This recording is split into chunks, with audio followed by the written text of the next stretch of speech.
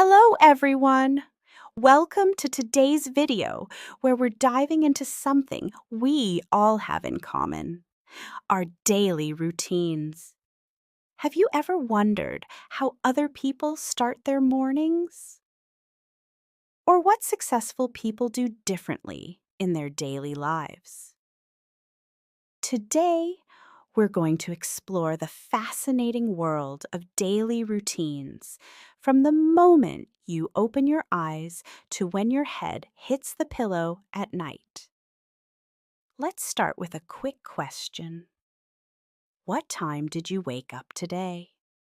Did you jump out of bed immediately or hit the snooze button a few times? Did you enjoy a peaceful breakfast or grab something quick on your way out? These small decisions actually shape our entire day. The morning magic. The way you start your morning sets the tone for everything that follows. Think about it. Have you ever had a rushed, chaotic morning that seemed to make your whole day feel off balance? Most people wake up early, but what happens in that first hour is what really matters. Some people swear by the miracle morning routine. What's the first thing you do when your eyes open? Many reach straight for their phones to check messages or scroll through social media. But here's something interesting. Many successful people avoid looking at their phones first thing. Instead, they might take a few deep breaths and practice gratitude. Stretch their bodies to wake up their muscles. Open the curtains to let natural sunlight reset their body clock. Drink a glass of water to rehydrate after sleep. These small habits can actually change how your brain functions for the rest of the day. The first 20 minutes after waking up is when your brain transitions from theta waves to alpha waves, essentially booting up for the day. The bathroom routine. Next comes the bathroom ritual. Do you brush your teeth first or shower first? Some people like to shower right away to feel fully awake. The sensation of water against your skin actually triggers your body to release cortisol, a hormone that helps you feel alert. Others prefer to brush their teeth first. Did you know that the mint flavor in toothpaste contains compounds that stimulate your brain? That's why that minty freshness feels so awakening.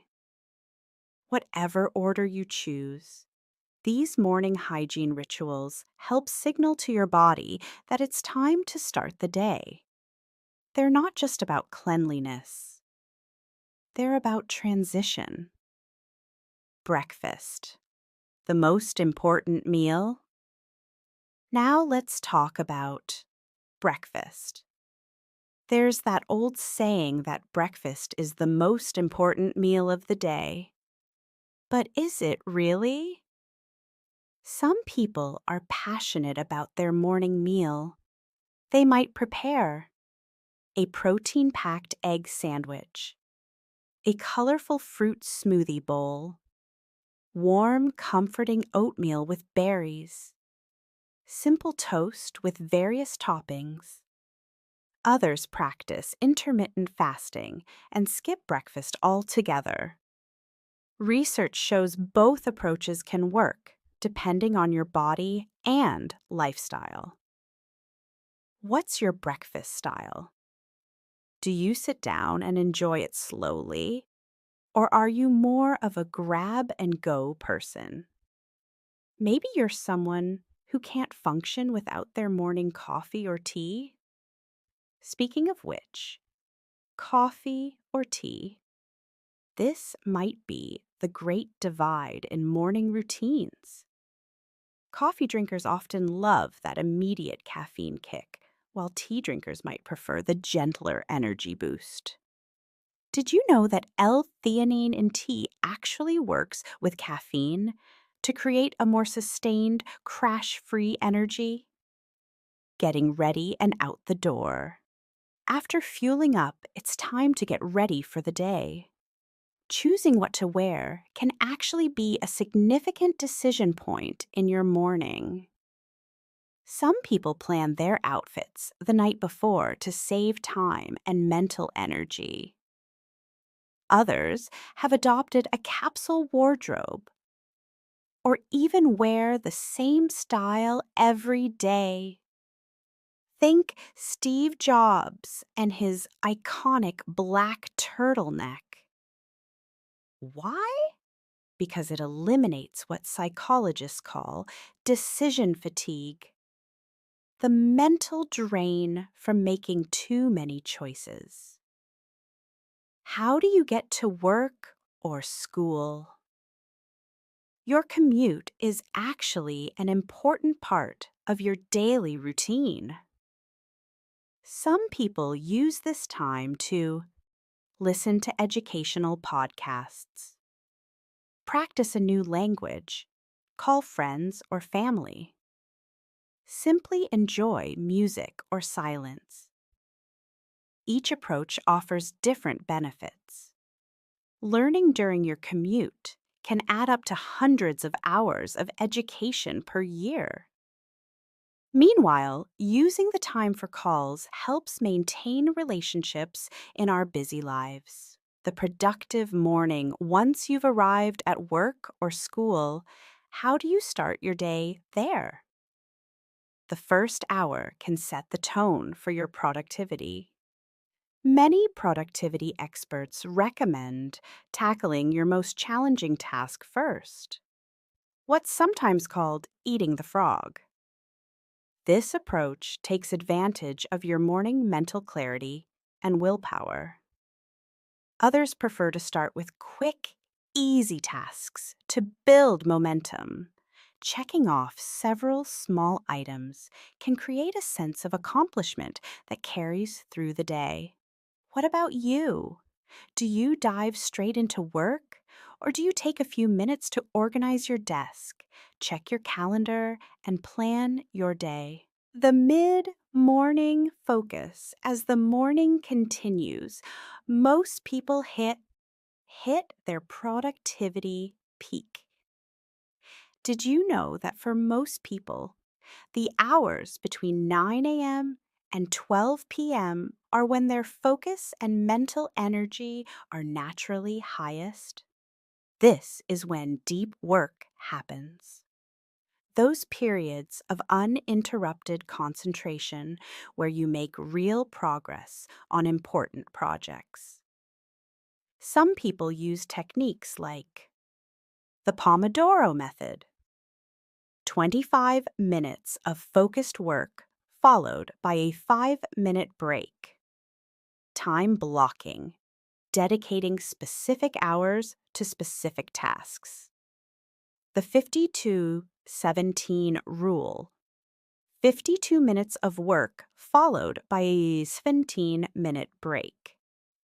These structured approaches help maintain focus while giving your brain necessary rest periods. Our brains aren't designed to focus intensely for hours without breaks. Do you use any specific techniques to stay productive, or do you simply go with the flow of your energy throughout the day? Approaching lunchtime. As noon approaches, energy levels often begin to dip. This is natural.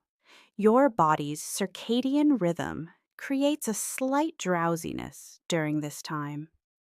Some people combat this with a quick mid-morning snack. A handful of nuts, a piece of fruit, or a small yogurt can help maintain blood sugar levels and keep your energy stable. Others might take a short walk to get their blood flowing or do some quick stretches at their desk. Even 5 minutes of movement can refresh your mind and body. What do you typically do when you feel that mid-morning energy dip?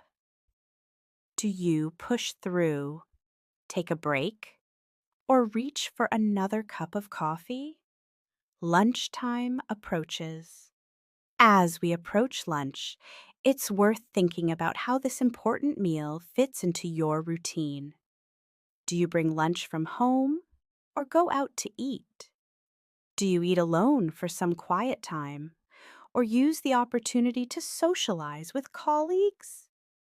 Lunch isn't just about food, it's a crucial break in your day that affects your afternoon energy and focus.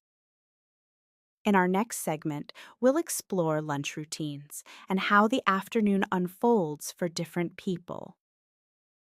But before we continue, think about your own morning routine.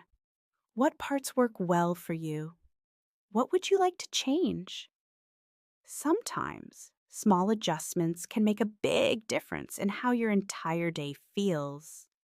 Remember, there's no perfect morning routine that works for everyone. The best routine is the one that helps you feel energized, focused, and ready to tackle whatever comes your way. Lunch and afternoon.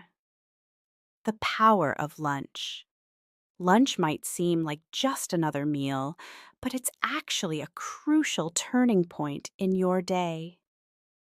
What you eat, where you eat, and how you spend this time can completely transform your afternoon. Let's start with the food itself. What do you usually eat for lunch? Your midday meal choices have a huge impact on your energy levels for the rest of the day. Have you ever noticed how different foods affect you? A heavy meal with lots of carbs might make you feel sleepy afterward. Ever heard of a food coma? A light salad might leave you hungry and distracted an hour later. A balanced meal with protein, healthy fats, and complex carbs can provide steady energy. Many people don't realize that what works for breakfast might not work for lunch. Your body's needs change throughout the day. Do you bring lunch from home or buy something? Home-prepared meals are usually healthier and save money, but buying lunch offers variety and social opportunities. There's no right or wrong answer, just different trade-offs. The lunch break. More than just eating. How long is your lunch break? And more importantly, do you actually take it? Studies show that more than half of workers don't take their full lunch break. Yet this midday pause isn't just about eating. It's a mental reset button for your day. Some fascinating lunch break habits from around the world. In Spain, many still practice siesta culture with longer breaks. In Japan, some companies encourage power naps for productivity. In Sweden, colleagues often eat together to build team bonds. In France, lunch is typically at least an hour and treated as important social time. How do you spend your lunch break beyond eating? Do you go for a walk outside to get fresh air and sunshine? Chat with colleagues and build workplace relationships? Run quick errands to free up evening time? Read a book or browse social media for mental downtime? Take a power nap to recharge your brain? Each approach offers different benefits. Walking outside exposes you to natural light, which helps regulate your circadian rhythm and improves afternoon focus. A 10-minute walk after eating can also improve digestion and blood sugar levels. The dreaded afternoon slump. Let's talk about something most of us experience: the afternoon energy crash. That period, usually between 2 to 4 p.m., when your energy and focus seem to vanish. Why does this happen? Actually, it's completely natural. Your body temperature drops slightly in the afternoon as part of your circadian rhythm. This small temperature dip signals your brain to release melatonin, the sleep hormone, making you feel drowsy. The good news: there are smart strategies to work with, not against, this natural rhythm. How different people handle the afternoon slump. Some people plan their days around this energy dip. They schedule creative or collaborative work for the morning. They save emails, meetings, or simpler tasks for the low-energy afternoon hours. They switch between different types of work to maintain engagement. Others find ways to boost their energy. A short 10 to 15-minute walk can increase energy for up to 2 hours. A small protein-rich snack can stabilize blood sugar. Staying hydrated helps maintain alertness. Dehydration makes fatigue worse.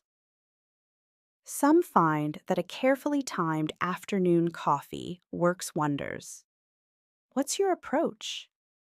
Do you power through, adjust your tasks, or find ways to boost your energy? Staying productive. All afternoon, beyond the energy slump, the afternoon presents other unique challenges. By afternoon, many people have already used up much of their decision-making energy, leading to what psychologists call decision fatigue. Have you noticed you make poorer choices later in the day? There's a reason many of us reach for unhealthy snacks or procrastinate more in the afternoon.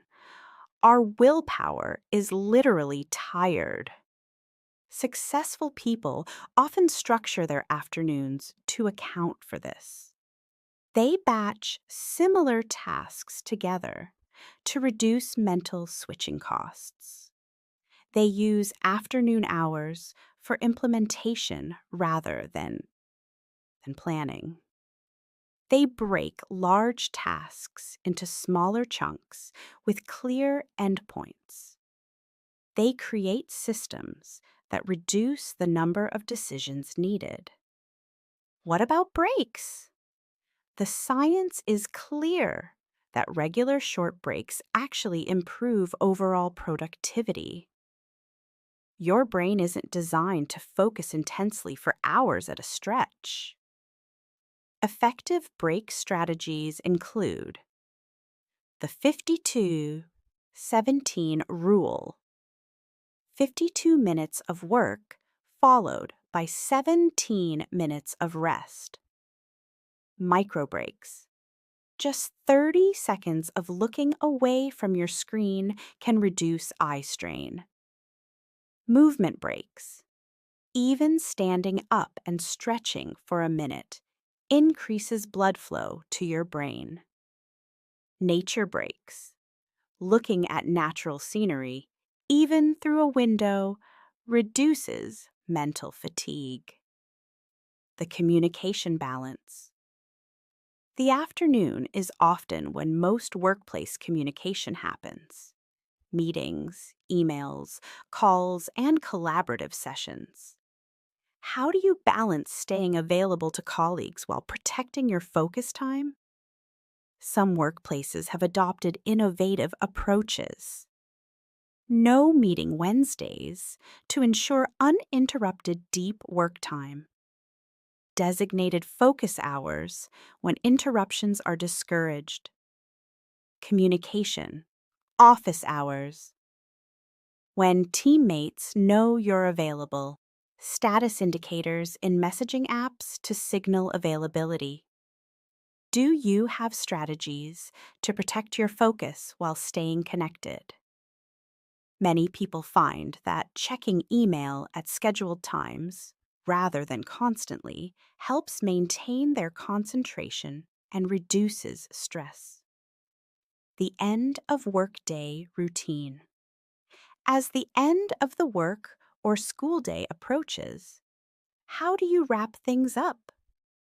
This transition is more important than most people realize. A strong end-of-day routine helps create closure on today's work, reduce stress about unfinished tasks, set you up for success tomorrow, help your brain fully switch off for the evening.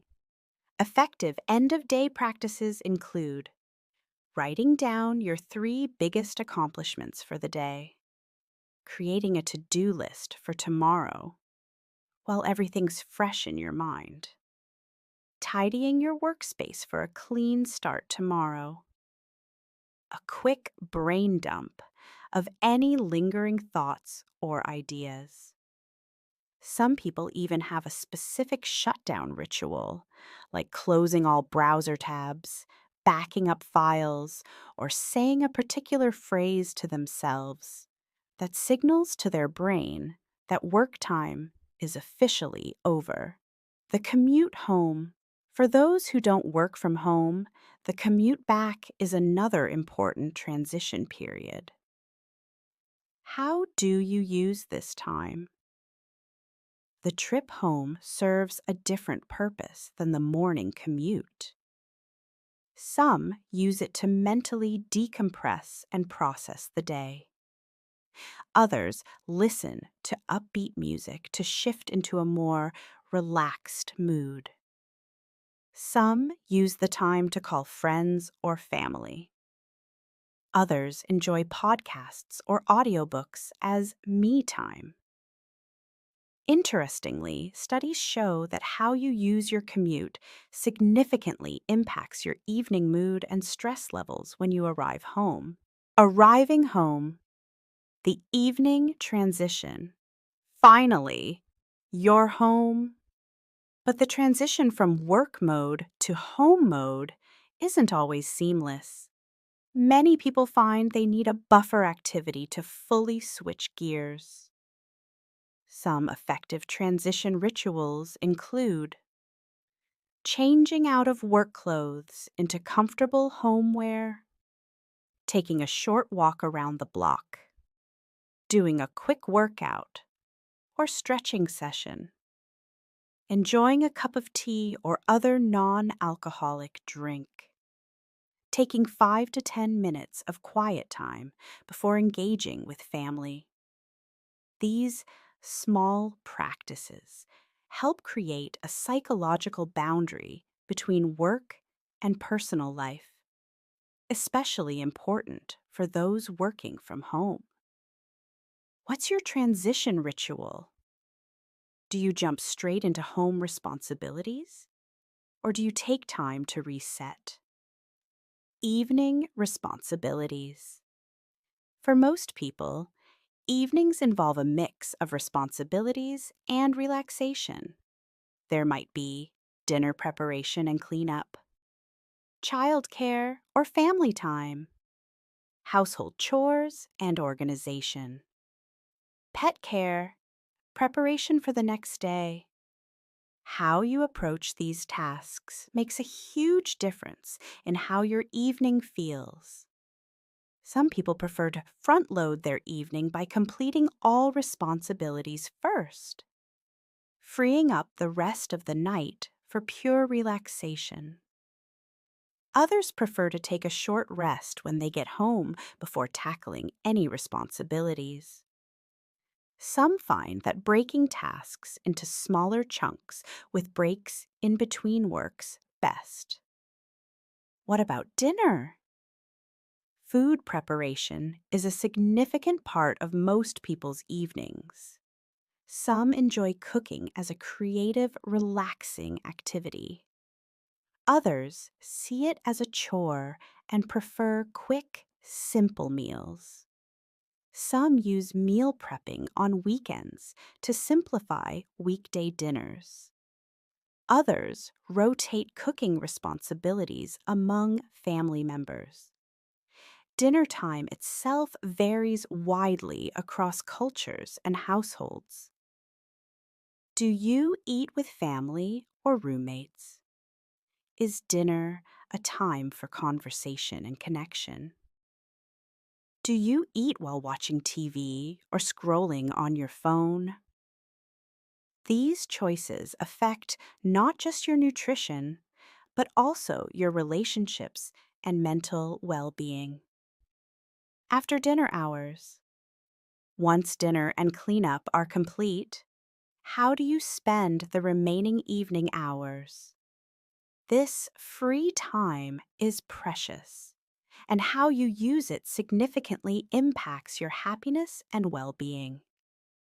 Some choose active leisure activities, exercise or sports, creative hobbies like painting, playing music, or crafting, learning new skills or languages, social activities with friends or family, volunteer work or community involvement.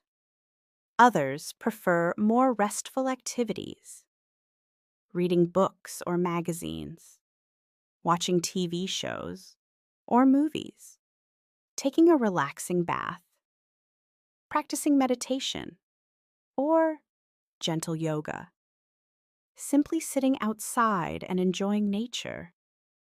There's no right or wrong way to spend your evening.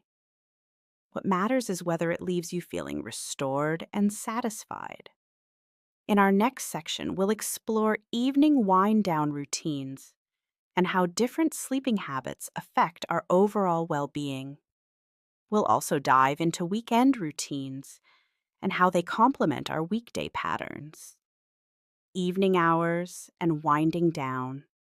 The power of evening hours. Evening time holds special importance in our daily cycle. It's not just the leftover hours after work. It's a crucial period that affects your sleep quality, next day energy, and overall happiness.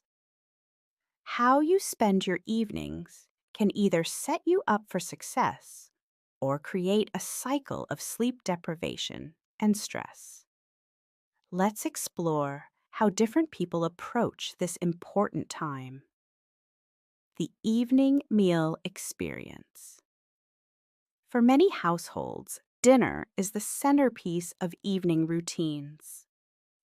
Unlike breakfast or lunch, which are often rushed or eaten alone, dinner frequently serves as a social anchor. What does dinner look like in your home? Is it a family gathering where everyone shares their day? A quick meal before evening activities? A creative outlet where you experiment with recipes? A delivery order while catching up on your favorite shows? Each approach offers different benefits. Family dinners have been shown to strengthen relationships and even improve children's vocabulary and academic performance. Meanwhile, cooking can be a mindful activity that helps you decompress after a stressful day. Some fascinating dinner traditions from around the world include: in Mediterranean countries, dinner is often served late, 8-10 p.m., and treated as a lengthy social event. In parts of India, dinner might be deliberately light and early to aid digestion before sleep. In Scandinavian countries, open-faced sandwiches often replace a hot evening meal. In Japan, multiple small dishes provide variety and balance. What about cleanup? Some people clean as they cook to minimize post dinner work. Others have a whoever doesn't cook cleans rule. Small systems like these can make evening routines more harmonious and efficient.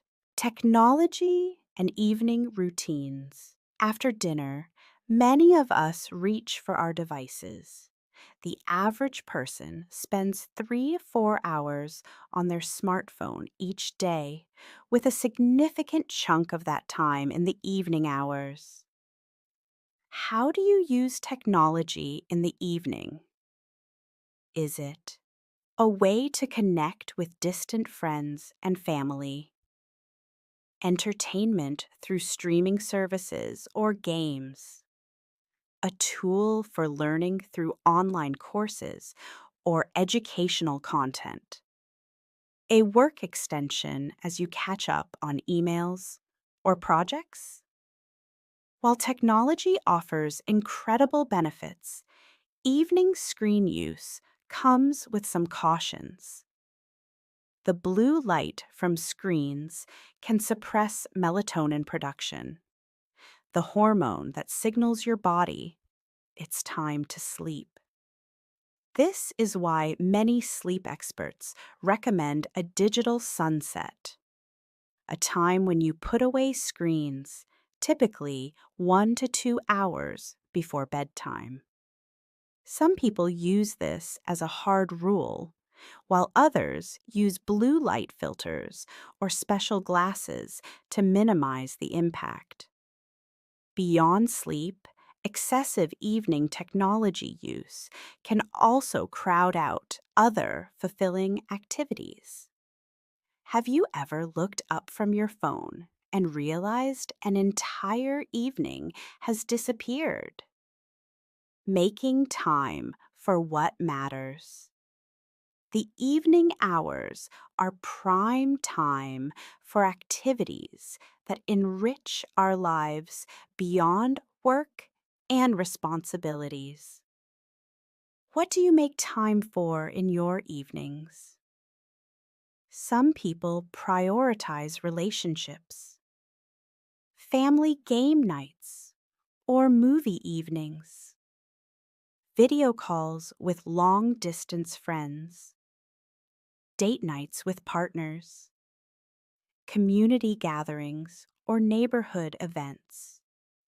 Others focus on personal growth, reading books or articles related to interests, working on creative projects or hobbies, learning new skills through classes or online tutorials, journaling or reflection practices, and some emphasize physical well-being, evening walks or workouts, yoga, or stretching routines, sports activities or dance classes, meal prepping for healthier eating. What's fascinating is how these choices compound over time. Someone who reads for 30 minutes every evening will finish about 30 books per year. Someone who practices an instrument for the same amount of time will accumulate over 180 hours of practice annually. The science of evening exercise. Speaking of evening activities, let's address a common question. Is it good to exercise in the evening? The answer isn't one size fits all. For some people, evening exercise relieves the day's stress and tension, provides an energy outlet after sitting all day, creates a natural tiredness that aids sleep, fits better with busy schedules than morning workouts. For others, evening exercise can make falling asleep more difficult if done too close to bedtime. Exercise raises your core body temperature and stimulates your nervous system, effects that can take 1 to 2 hours to subside. This is why many experts recommend completing vigorous exercise at least 90 minutes before bedtime. However, gentle movement like walking or stretching can actually improve sleep quality even when done right before bed. Do you incorporate movement into your evenings? Have you found a type and timing that works well for your body? Planning for tomorrow. Many successful people use part of their evening to prepare for the next day. This might include selecting clothes for tomorrow, preparing lunch or breakfast in advance, packing bags or gathering needed items, reviewing schedules and priorities, setting out exercise gear or other morning essentials. These small preparations can eliminate decision fatigue in the morning and create a smoother start to your day. Even 5 minutes of evening preparation can save 15-20 minutes of morning rush. Some people take this even further with a practice called mental contrasting, visualizing tomorrow's potential challenges and mentally rehearsing how they'll handle them. Research shows this technique improves problem solving and reduces anxiety. The evening wind down. As bedtime approaches, the quality of your wind down routine directly impacts your sleep. Your body needs clear signals that it's time to transition from active mode to rest mode. An effective wind down routine might include dimming lights around the house, lowering the thermostat. Slightly cooler temperatures promote better sleep. Changing into comfortable clothes or pajamas. Personal hygiene routines, like washing your face or brushing teeth. A calming activity, like reading, gentle stretching, or listening to soft music. The key is consistency, following similar patterns. Each night helps train your brain to recognize sleep cues. Some people have specific wind down rituals, like a warm bath or shower, which actually helps lower your core temperature afterward. Herbal tea or warm milk. Aromatherapy with lavender or other calming scents. Meditation or deep breathing exercises. Reading fiction, which research shows reduces stress more effectively than nonfiction. What's your wind down routine? Do you have specific signals that help your mind and body prepare for rest? The bedroom environment. Your sleep environment plays a huge role in sleep quality. Sleep experts recommend a cool temperature around 65 to 68 to give 18 to 20 days is ideal for most people. Darkness. Even small lights from electronics can disturb sleep cycles. Quiet or consistent white noise to mask disruptive sounds. Comfortable bedding, appropriate for the season. Limited use of the bed for activities other than sleep and intimacy. Some people take their sleep environment very seriously, investing in blackout curtains, specialized mattresses, or noise machines. Others keep it simple but maintain consistency. What about your bedroom setup? Is it designed to promote good sleep? The final moments before sleep. The last few minutes before you drift off matter more than you might think. Many people sabotage their sleep with last-minute phone checks or worry sessions. More effective pre-sleep habits include Gratitude practice, naming 3 good things from your day. Progressive muscle relaxation, tensing and releasing muscle groups. Visualization of peaceful places or scenarios. Slow, deep breathing patterns. Reading something light and enjoyable. Some sleep researchers recommend a worry journal, where you write down any concerns or unfinished thoughts before bed, symbolically setting them aside until tomorrow. Sleeping patterns and chronotypes. Not everyone's natural sleep pattern is the same. We have different chronotypes, biological tendencies towards certain sleep-wake cycles, larks, or morning people naturally wake early and tire earlier in the evening, owls, or night people have energy peaks later in the day and naturally stay up later. Third birds fall somewhere in between. Your chronotype is partly genetic and partly habit-formed. Understanding your natural tendencies can help you work with your body rather than against it.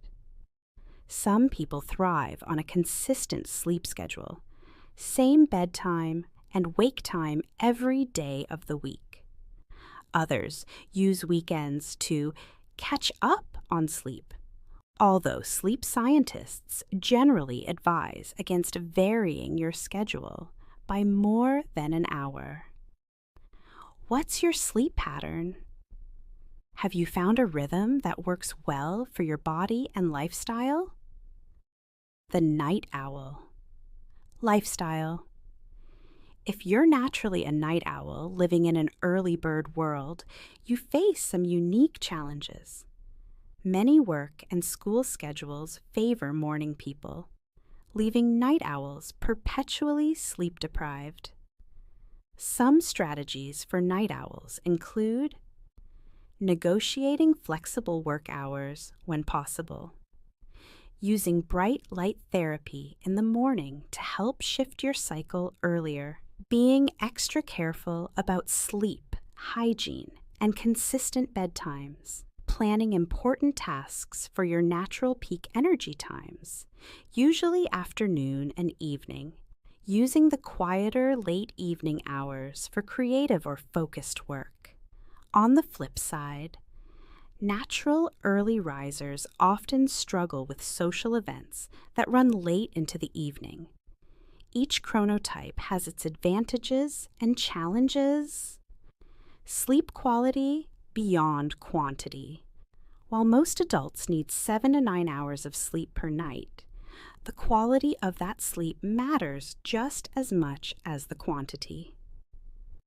Signs of poor sleep quality include waking frequently during the night, feeling unrested despite adequate hours in bed, morning headaches or persistent grogginess, snoring or breathing pauses, which may indicate sleep apnea, relying heavily on caffeine to function during the day. Many people don't realize that common habits can significantly impact sleep quality. Alcohol might help you fall asleep, but actually disrupts deep sleep cycles. Late caffeine consumption can linger in your system for 8+ hours. Large meals close to bedtime divert energy to digestion rather than restoration. Irregular sleep schedules confuse your body's internal clock. What habits have you noticed affect your sleep quality? The night shift challenge. For those who work night shifts or rotating schedules, maintaining healthy routines presents special challenges. The human body is naturally programmed for daytime activity and nighttime rest. Night shift workers often develop strategies like blackout curtains and white noise for daytime sleeping, careful timing of caffeine use, strategic light exposure to help reset the body clock, extra attention to nutrition and exercise to counteract disrupted rhythms. Transition days when changing between shift patterns. If you work non-traditional hours, how have you adapted your routines to support your well-being? Continuity or contrast? As we wrap up our exploration of daily routines, let's touch on how weekends fit into the picture. Do your weekend routines completely differ from weekdays? Or do you maintain similar patterns? Some people prefer continuity. Waking at roughly the same time 7 days a week. Maintaining similar meal times and exercise habits. Using consistent morning and evening routines. Others see weekends as a chance for contrast. Sleeping in and enjoying leisurely mornings. Trading workday structure for spontaneity. Dedicating time to hobbies, socializing, or adventures. There's no single right approach, but sleep experts generally recommend keeping sleep-wake times within an hour or two of your weekday schedule to avoid social jet lag. In our final section, we'll explore how to design intentional weekend routines that complement your weekday patterns and help you recharge effectively. We'll also look at how routines evolve throughout different life seasons and how to adapt when life throws curveballs at your carefully crafted habits. Weekends, balance and creating your perfect routine. The weekend reset. Weekends represent about 29% of your life. That's too significant to leave to chance. How you spend these days can either recharge you for the week ahead or leave you feeling more drained than before. Let's explore different weekend philosophies. The continuity approach. Some people maintain similar routines on weekends to their weekdays. Waking up at roughly the same time. Exercising at their usual time. Eating meals on a similar schedule. Going to bed around the same time. The benefit? This approach prevents social jet lag, the tired, out of sorts feeling that comes from drastically changing your sleep schedule on weekends. It also helps maintain healthy habits, since consistency is the key to long-term success. The contrast approach. Others use weekends as a complete break from weekday patterns. Sleeping in later than usual. Abandoning strict schedules in favor of spontaneity. Indulging in leisure activities they don't have time for during the week.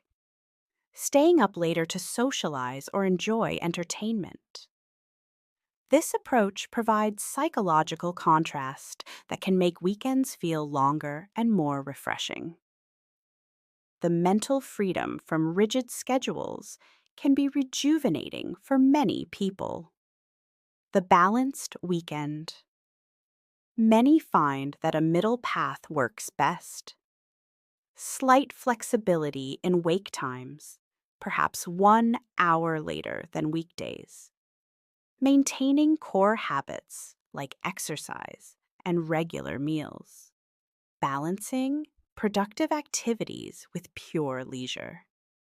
Using weekends for both rest and preparation for the week ahead. What's your weekend style? Do you prefer structure, freedom, or something in between? Weekend morning magic. Weekend mornings have a different quality than weekday mornings. Without the rush to work or school, this time can be especially valuable.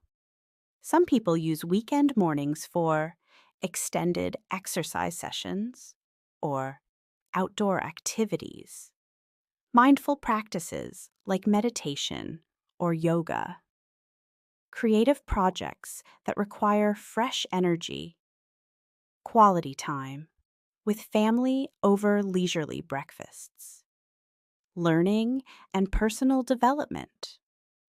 Others simply enjoy the luxury of a slower pace, lingering over coffee, reading the news, or staying in pajamas a little longer. Research shows that how you start your weekend can set the tone for these precious days. Beginning with intention, rather than immediately reaching for your phone, can lead to more satisfying weekends. The weekend pitfalls. Despite our best intentions, weekends sometimes disappoint us. Common weekend pitfalls include the chore trap. Some people fill their weekends with errands and household tasks, leaving no time for rest or enjoyment. By Sunday night, they feel like they never had a break at all. The Netflix void. Others swing to the opposite extreme, spending the entire weekend in passive activities like binge watching shows or scrolling social media, then wondering why they feel unsatisfied afterward. The overscheduling marathon. Some pack their weekends with so many social events, activities, and outings that they return to Monday exhausted rather than refreshed. The Sunday scaries. Many experience anxiety on Sunday afternoons as they anticipate the week ahead, effectively cutting their weekend short by spending hours dreading Monday. Do any of these patterns sound familiar? Awareness is the first step to creating more fulfilling weekends. Weekend planning, the 3-1-3 approach. One effective weekend planning approach is the 3-1-3 method. Plan 3. Enjoyable activities like meeting a friend, watching a movie, or taking a hike. Plan 1. Productive activity like cleaning a closet, planning meals, or handling paperwork. Leave 3 blocks of time completely unscheduled for spontaneity or rest. This balanced approach ensures your weekend includes fun, accomplishment, and relaxation, without overprogramming every hour. Sunday reset rituals. Many successful people use Sunday evenings for a reset that helps them start the week strong. This might include planning the week ahead, meal prepping, or grocery shopping, laying out clothes for the work week, tidying living spaces, reviewing goals and priorities. A relaxing ritual like a bath or special dinner. These reset practices can reduce Monday morning stress and create momentum for a productive week. They also help combat the Sunday scaries, that anxiety that often creeps in as the weekend draws to a close. What kind of Sunday routine helps you feel prepared and positive about the week ahead? Life seasons and routine changes. One thing that's certain about routines: they will change throughout your life. Different seasons of life demand different approaches. Young adult independence often includes more flexibility and spontaneity. May involve later nights and social-focused weekends. Typically has fewer family responsibilities shaping the schedule. Might include more experimentation with different routine styles. Career-building years generally requires more structured weekday routines. Often involves careful time management to balance work and personal life. Might include early morning productivity routines. weekend recovery becomes increasingly important. Family-centered seasons usually revolves around children's schedules and needs, requires more preparation and less spontaneity, often means adapted exercise and self-care routines. Weekend routines typically focus on family activities and household management. Later life transitions may return to more flexibility after retirement, often includes more focus on health-supporting routines, typically allows for deeper pursuit of interests and hobbies, can involve creating structure to replace work-provided rhythms. Which life season are you in now? How have your routines changed over time? When life disrupts routines, even the best designed routines face disruptions. Travel and vacations, illness or injury, work crises or busy seasons, major life changes like moves or new jobs, global events as we all experienced with the pandemic. How do you handle these disruptions? Some people try to maintain core habits even during chaotic times, perhaps a simplified version of their normal routine. Others embrace the chaos temporarily, knowing they'll return to structure when possible. Research shows that having minimum viable routines, the simplest version of your key habits, can help maintain stability during disrupting times. For example, your full exercise routine might be a 45-minute workout, but your minimum viable version might be a 10-minute walk or stretch session. Building your own perfect routine. Now that we've explored so many aspects of daily routines, how do you create one that's perfect for you? Let's break down the process. Step 1. Self-assessment. Start by understanding your natural tendencies. Are you naturally a morning person or a night owl? When do you experience your highest energy peaks during the day? What activities drain you versus energize you? What current habits make you feel good, and which ones don't serve you? Understanding your natural rhythms helps you work with your biology rather than against it. Step 2. Identify your non-negotiables.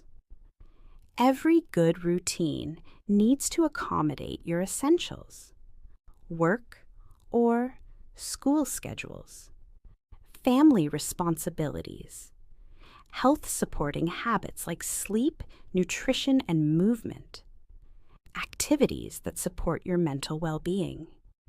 These form the backbone of your routine, with other elements fitting around them.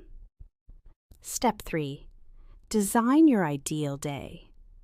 Imagine your perfect typical day from wake-up to bedtime. What would your morning routine include? How would you structure your work or productive hours? What types of breaks would you take? How would you spend your evening hours? What would your bedtime routine look like? Be realistic, but don't limit yourself to what you're currently doing.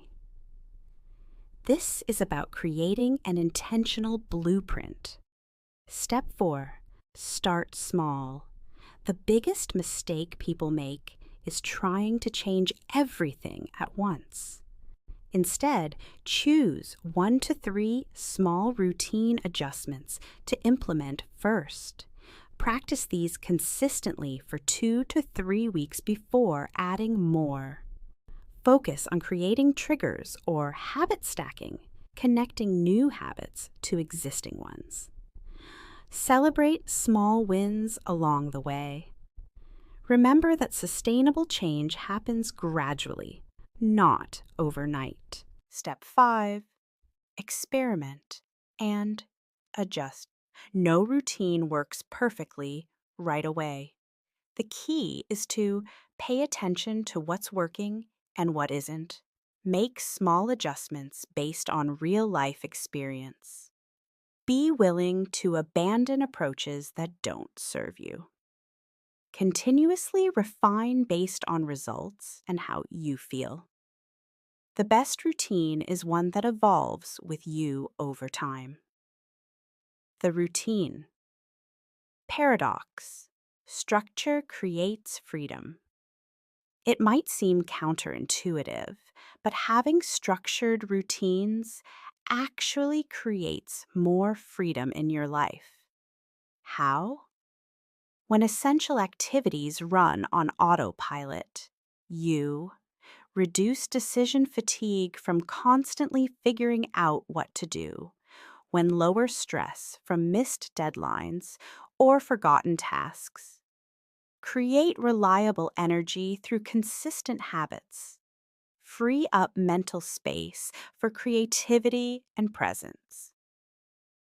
This is why many highly creative people maintain strict routines. The structure handles the basics, so their minds are free for innovation. Distinguishing between routines and ruts. How do you know when a helpful routine has become a limiting rut? Ask yourself, does this routine energize me or drain me? Am I doing this out of intention or just habit? Does this routine support my current goals and values? When was the last time I evaluated whether this still works for me? Healthy routines should be conscious choices that you revisit regularly, not unconscious patterns you follow blindly. Technology as a routine. Helper. In today's world, technology can be either a routine disruptor or supporter. Used intentionally, apps and devices can help establish and maintain good habits. Calendar systems. For time, blocking. Reminder apps for routine cues. Habit tracking tools for consistency.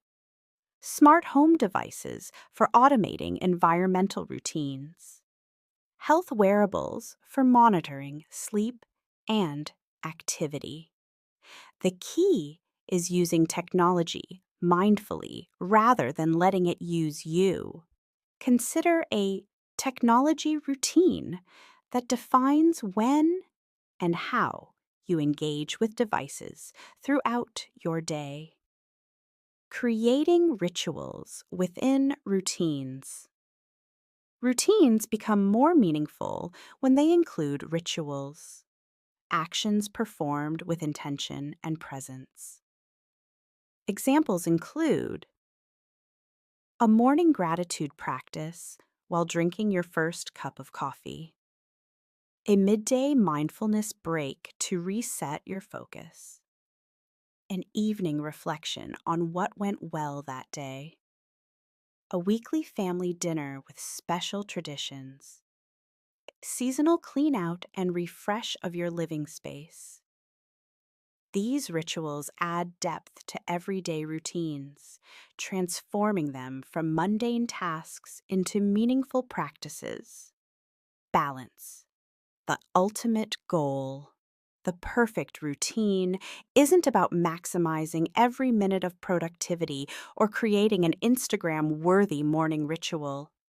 It's about balance. Creating a sustainable rhythm that supports your well-being across all dimensions. Productivity without burnout. Rest without stagnation. Connection without overwhelming social demands. Health habits without obsession. Structure without rigidity. Finding this balance is a lifelong practice, not a one-time achievement. the permission to change. As we wrap up our exploration of daily routines, remember this. You have permission to change your routines whenever they no longer serve you. Different seasons of life, changing goals, or new insights might lead you to completely redesign how you structure your days. And that's not failure, it's growth.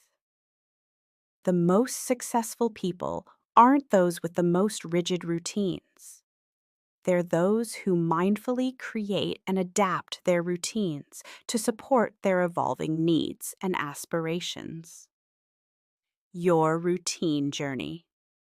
We've covered a lot in this series, from morning routines to productive work days, from evening wind downs to weekend resets. But your routine journey is uniquely yours. Take what resonates, leave what doesn't, and create days that feel good to live, not just impressive to describe.